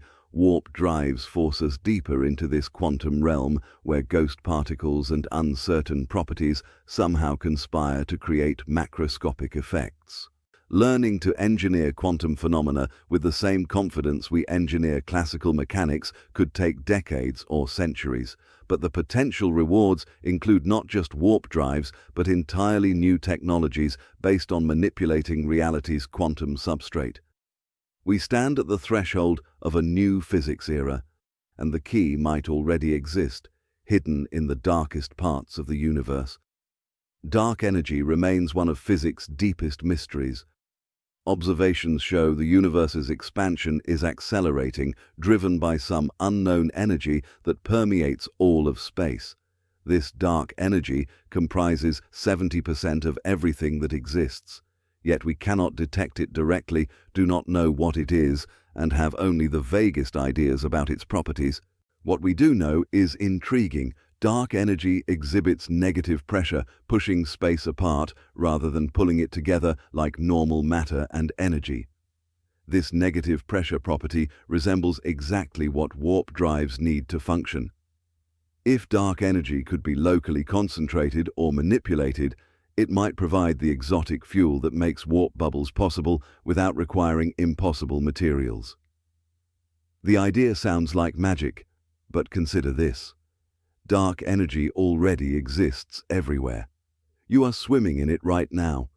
Every cubic meter of empty space contains a small amount of dark energy. The universe has thoughtfully provided an infinite fuel source with precisely the exotic properties warp drives require. We just need to learn how to mine it. Current physics cannot explain where dark energy comes from or what gives it negative pressure. Leading theories suggest it might be a property of space-time itself, a cosmological constant that represents vacuum energy density. Other ideas propose it is a dynamic quantum field slowly evolving over cosmic time. Nobody knows for certain. This ignorance makes manipulation seem impossibly distant. How do you control something you do not understand? Yet, history shows humans often harnessed phenomena before fully understanding them. Ancient people used fire for millennia before learning about oxidation chemistry. Farmers bred crops for 10,000 years before discovering genetics. Practical application can precede complete theoretical understanding. What if warp bubble generation accidentally taps into dark energy? The space-time distortions created by warp fields might naturally draw on the dark energy permeating that region. The bubble could be fueled by the same mysterious force, accelerating the universe's expansion. This would elegantly solve the exotic matter problem by using energy that already exists rather than generating it artificially. Some theoretical models explore whether warp bubbles create regions where dark energy concentrates or behaves differently. The intense space-time curvature at bubble boundaries might alter how dark energy manifests locally. If you could create conditions where dark energy temporarily exhibits even stronger negative pressure, that amplification might generate the warp effect. Quantum vacuum energy, which powers the Casimir effect, might actually be related to dark energy. Both involve energy densities in apparently empty space. Both exhibit properties that classical physics did not predict. Understanding one might illuminate the other. If Casimir-style vacuum manipulation can scale up to useful sizes, we might simultaneously be learning to manipulate dark energy. The biggest challenge is detection. We know dark energy exists because we measure its effects on cosmic expansion. But detecting it locally is impossible with current instruments. It is like trying to measure tiny currents while standing in the ocean. The local fluctuations are swamped by cosmic-scale averages. Developing sensors capable of measuring dark energy density variations in laboratory settings remains a massive technical hurdle. Some researchers propose looking for dark energy signatures in gravitational wave data. Just as warp bubbles should create distinctive gravitational waves, dark energy fluctuations might produce their own patterns. Advanced detectors coming online over the next decade might achieve the sensitivity needed to measure these effects. If we could map dark energy distributions precisely, we might discover natural concentrations or voids that reveal manipulation techniques. Perhaps regions near black holes or neutron stars exhibit unusual dark energy behavior worth studying. The universe might have already demonstrated dark energy manipulation in extreme environments. This research direction remains highly speculative, but the potential payoff justifies investigation. Dark energy represents an enormous untapped resource if we could learn to access it. For warp drives specifically, it could transform an impossible engineering challenge into a merely extremely difficult one. The universe might have provided the fuel we need, we just have to figure out how to fill the tank. Einstein taught us to think of space-time as a smooth, continuous fabric stretching across the cosmos. Massive objects create dents in this fabric. Accelerating masses create ripples that propagate as gravitational waves. It is an elegant picture that has guided physics for over a century. But what if space-time is not actually smooth? What if it has seams, boundaries, or discontinuities where the rules change? Quantum mechanics suggests space-time might be grainy at the smallest scales. The Planck length, about 10 to the minus 35 meters, represents the smallest meaningful distance in physics. Below that scale, quantum fluctuations make the very concept of smooth space-time break down. Space-time might be pixelated like a computer screen, appearing smooth only when viewed from far away. These quantum grains of space-time could represent seams in the fabric, locations where manipulation might be easier or different effects occur. If warp drives require tearing or stitching space-time, finding natural seams where the fabric is already weakest makes sense. It resembles how a tailor cuts fabric along the weave rather than fighting against it. Black holes create the most dramatic space-time boundaries we know about. The event horizon marks a sharp transition where physics fundamentally changes inside. Space and time swap roles. Escape becomes impossible. Time flows toward the singularity rather than toward the future. These boundaries might teach us about creating artificial space-time edges for warp bubbles. Hawking radiation emerges from quantum effects at the event horizon, where virtual particle pairs get split by intense gravity. One particle falls in while the other escapes, creating apparent radiation from the black hole. This demonstrates that extreme spacetime curvature enables unusual quantum phenomena. Warp bubble boundaries might exploit similar effects. Wormholes, if they exist, represent ultimate spacetime seams. They connect distant regions through a shortcut, a tunnel, through the fabric itself. Theoretical models suggest wormholes require exotic matter to hold them open, the same stuff needed for warp drives. Perhaps warp bubbles are essentially mobile, self-contained mini wormholes carrying a pocket of normal spacetime through the larger universe. String theory proposes that spacetime has additional dimensions beyond the familiar 3 plus time. These extra dimensions are curled up so tightly we cannot detect them directly. But at high energies or extreme curvatures, they might become accessible. Warp drives operating at spacetime boundaries might tap into these hidden dimensions. Some physicists explore whether spacetime has an underlying microstructure, like how water molecules create liquid properties. If spacetime emerges from something more fundamental, understanding that substrate might reveal manipulation techniques.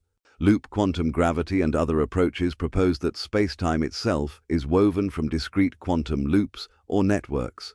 This perspective makes warp drives seem more plausible. If spacetime has component parts, you might be able to take it apart and reassemble it differently. The fabric is not a single piece, but a weaving that can be unraveled and rewoven in patterns that create warp effects. This requires technology to manipulate spacetime's fundamental building blocks, whatever those turn out to be. Cosmic strings, hypothetical defects in spacetime left over from the early universe, would represent natural seams on cosmic scales. These one-dimensional objects with enormous mass density could stretch across galaxies. If they exist, and if we could find them, they might demonstrate how spacetime defects behave and whether they could be artificially created. All of this remains highly theoretical. We do not know if spacetime has seams, grains, or underlying structure. The smooth fabric picture might be completely accurate, but exploring alternatives opens new possibilities for warp drive physics. If spacetime is more complex than Einstein imagined, it might also be more manipulable. The key is finding where reality's fabric is already weak or structured differently. Those locations might be natural laboratories for testing spacetime manipulation or sites where warp field generation becomes easier. The universe might have provided hints about how to reshape it if we look in the right places. Which brings us to the most important question: how close are we really? Every breakthrough brings new timelines and predictions. Optimists claim working warp drive prototypes could appear within 10 to 15 years if research continues at current pace. Pessimists argue we are centuries away from practical applications. The truth likely falls somewhere between, but narrowing that gap requires understanding what specific problems remain unsolved. Energy generation represents the most immediate challenge, even with optimized geometries and reduced requirements.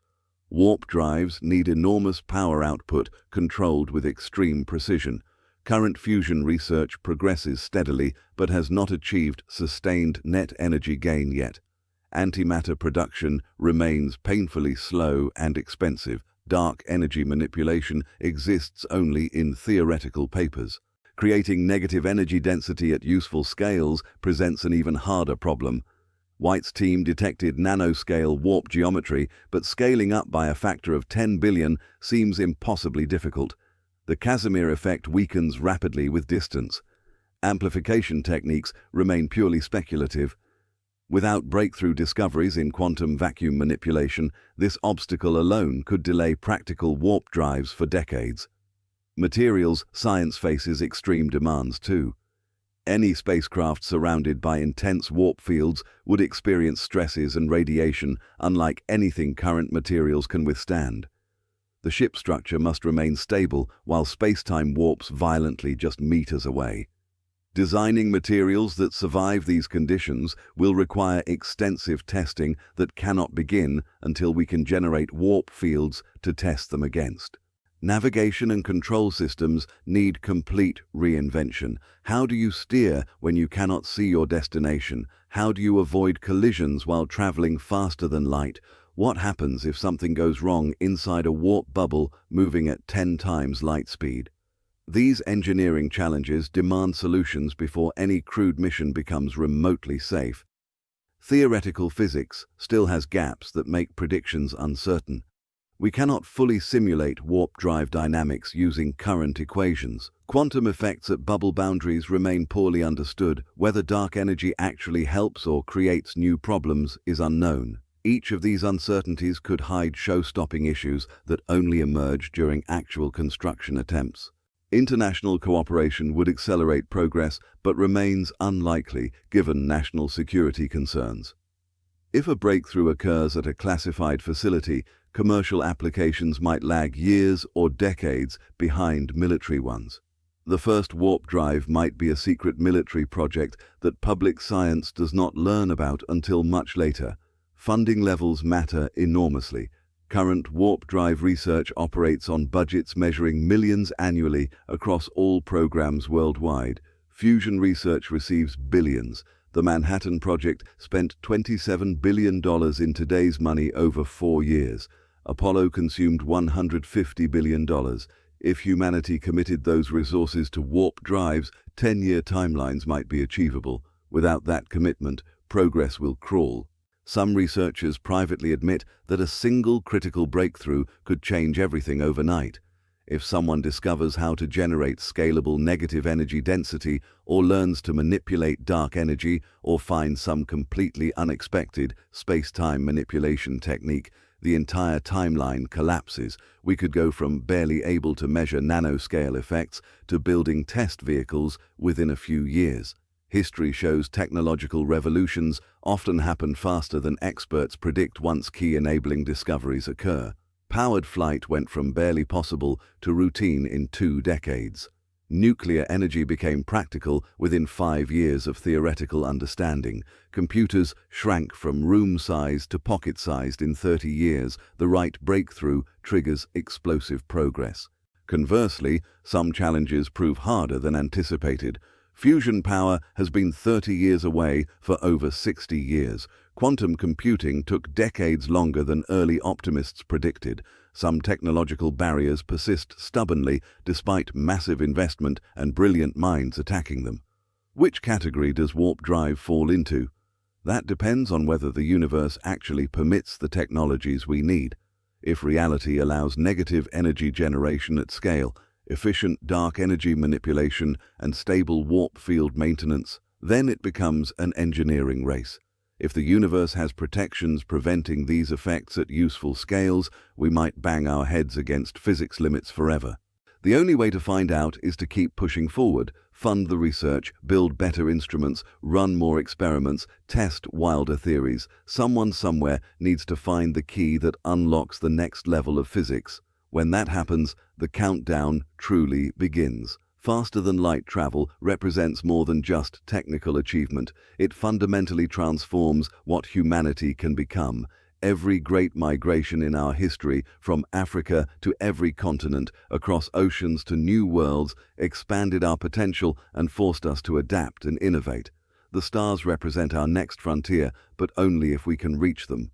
With warp drives, the galaxy opens up. Hundreds of potentially habitable planets within 50 light-years become accessible destinations. We could establish colonies on worlds better suited to life than Mars ever will be. Humanity would spread across multiple star systems, ensuring our survival even if disaster strikes Earth. We evolve from a single-planet species facing existential risk to a multi-world civilization with redundancy and resilience. The economic implications stagger the imagination. Asteroid mining becomes trivial when you can warp to the asteroid belt and back in hours.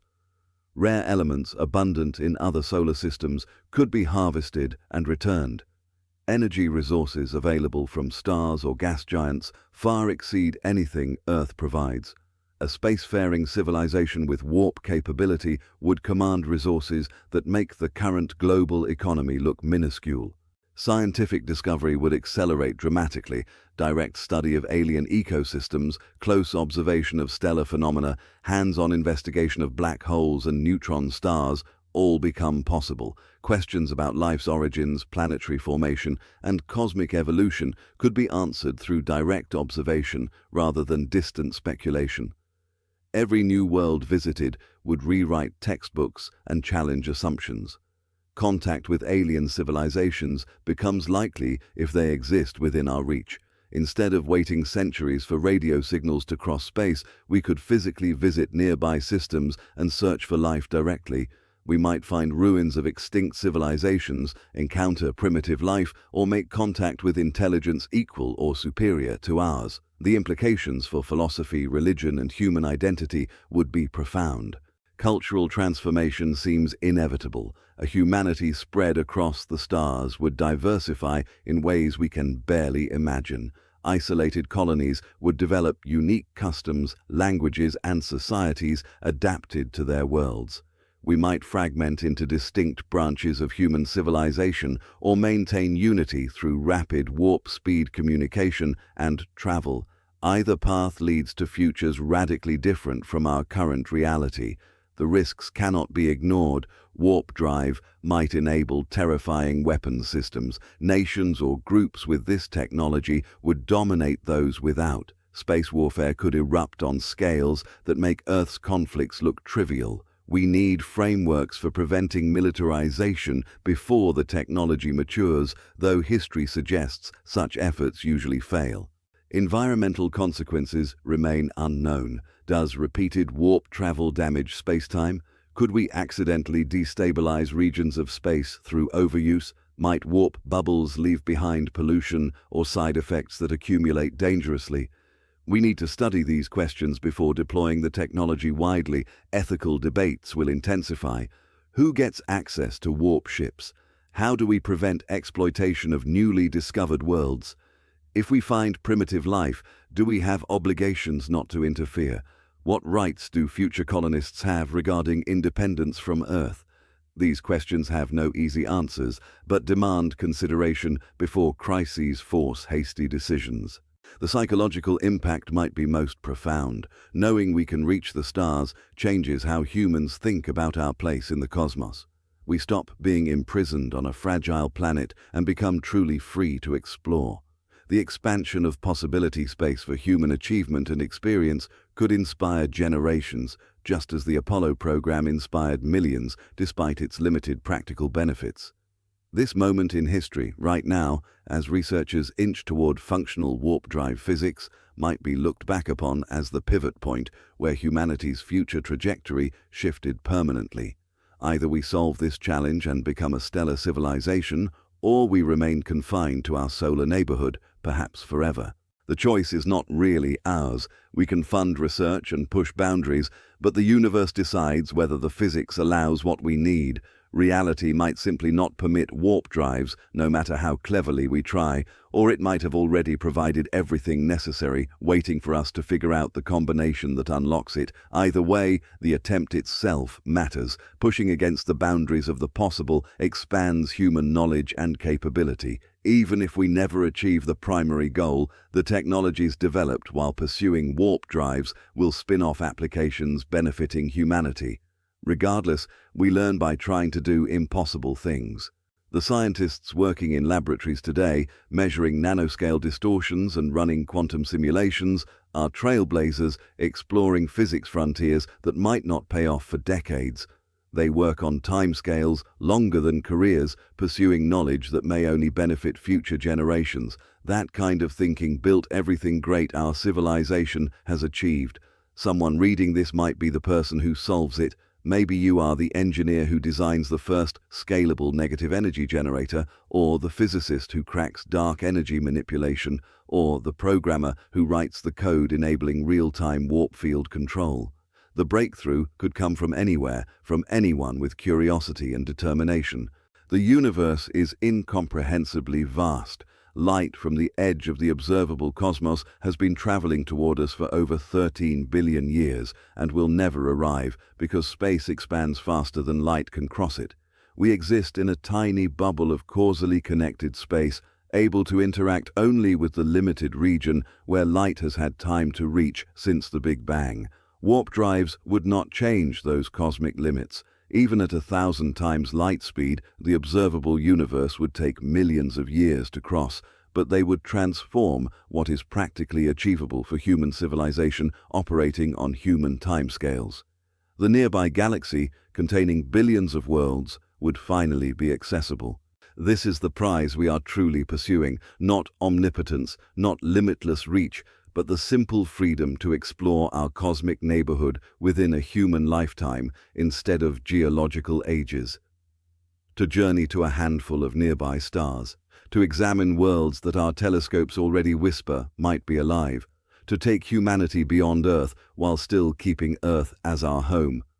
The push towards speeds 10 times faster than light is not merely a contest of science, engineering, or national pride. It is a question of destiny.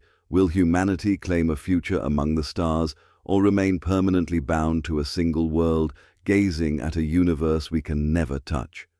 That answer is being written now, in laboratories, in equations, in fragile experiments that edge reality forward by fractions at a time. The next chapter of human history is already forming, one breakthrough at a time, and it may arrive far sooner than we expect.